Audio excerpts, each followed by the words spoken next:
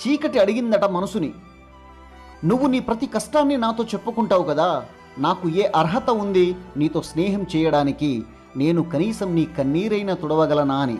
అప్పుడు మనసు చెప్పిందట, నువ్వు నా కన్నీటిని ఎవరికి చూపించవు, నా బాధని ఎక్కడ చెప్పవు, మరి నీకన్నా గొప్పగా నాతో ఎవరు స్నేహం చేయగలరు చెప్పు అని సమాధానం ఇచ్చిందంట.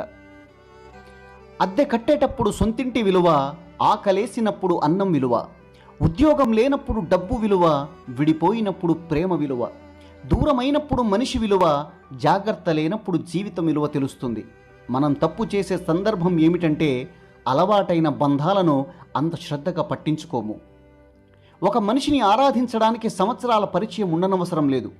ప్రేమగా మాట్లాడిన కొన్ని క్షణాలు చాలు అమితమైన ఆరాధన కలగడానికి. నీటికి ఒక రూపాన్ని ఇవ్వాలి అనుకోవడం ఎంత అవివేకమో, నిలకడ లేని స్వభావాలను మంచి చెప్పడం కూడా అంతే అవివేకం.